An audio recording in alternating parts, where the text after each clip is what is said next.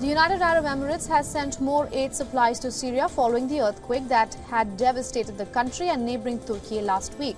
Planes from the UAE carrying food, tents, clothing and medical supplies have been landing in Damascus and Latakia almost daily since the earthquake. The UAE delivered almost twice as many supplies in one day as it had in the previous 6 days. The increase came a day after Egyptian President Abdel Fattah el-Sisi asked the UAE's President Sheikh Mohammed bin Zayed Al Nahyan to increase aid to Syria.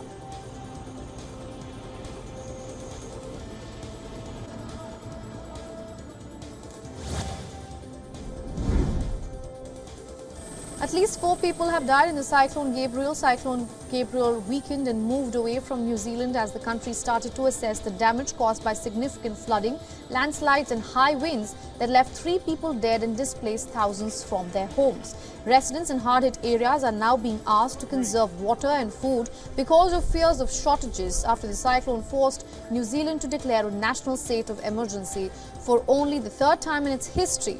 Authorities estimate more than 10,000 people have been displaced so far.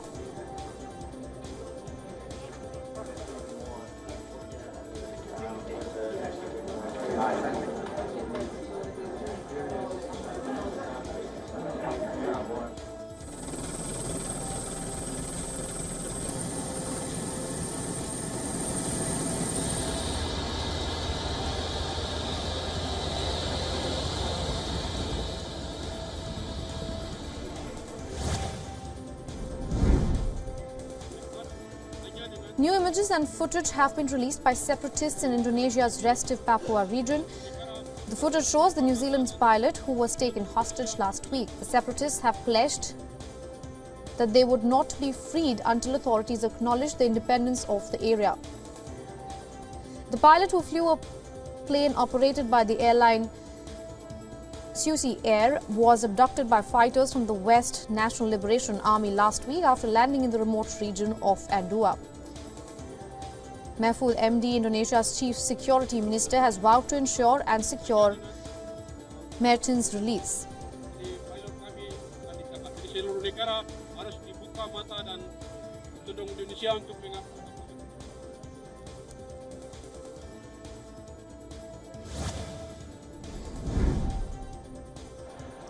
At least 1,363 people attended a record-breaking Speed Daters meeting in Brussels yesterday.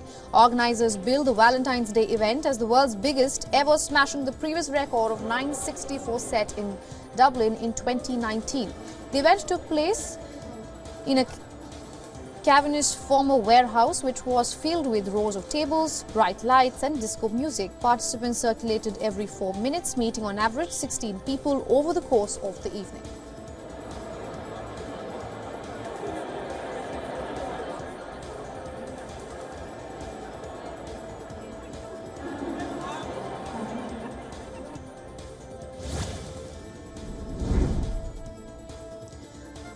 The floats for Cologne's Rose Monday Carnival Parade, which celebrates its 200th anniversary this year, were presented in the German city yesterday. Traditionally, the floats make fun of national and international politics, and this year, Russian President Vladimir Putin appeared twice.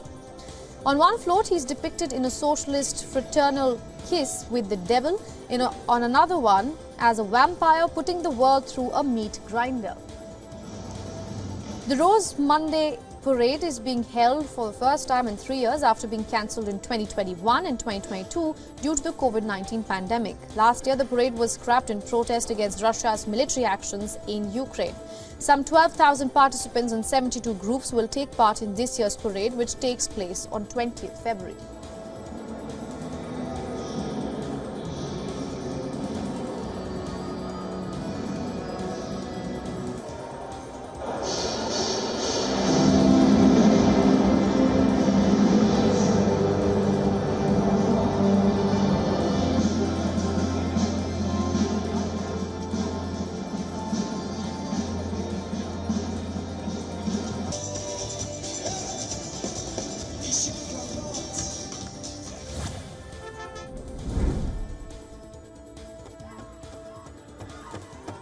Native Americans from across the United States attended the Seminole Tribe's 50th Tribal Fair and Powwow. The powwow is a traditional gathering of American Indians in which tribes reconnect and catch up once a year. Visitors embraced relatives and friends from across the country that they had not seen in years. The ceremony began with a traditional grand entry ceremony in which participants dressed in traditional costumes danced to singers and drummers in a circle. Organizers say more than 200 tribes from across the country were represented, including from California, South and North Dakota, Minnesota, Oklahoma and New York State. In the 1800s and the 1900s, and she's wearing a beautiful, now we're getting into the modern.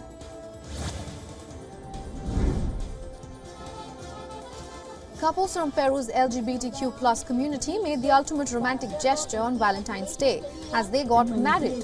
The ceremony, organized by the Red Puruna TLGB, is however merely symbolic since same-sex marriage is not permitted under Peruvian law. The municipality of Lima organized a community wedding for about 100 couples in which the brides and grooms professed their love in a ceremony at the magic circuit of the water park, where they posed for photos in a carriage to celebrate the new unions on Valentine's Day.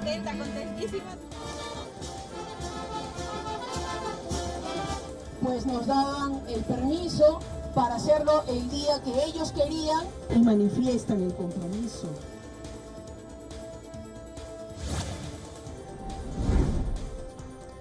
The global economy is still enduring the consequences of 1 year after Russia invaded Ukraine. Fertilizers and energy, along with more inflation and economic uncertainty in a world already contending with too much of both.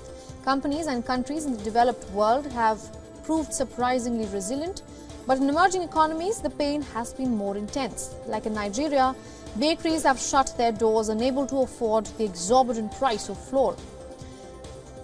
Bakery manager also says that the costs have increased by 136%. The International Monetary Fund dropped growth expectations this year and last equating to about $1 trillion in lost production.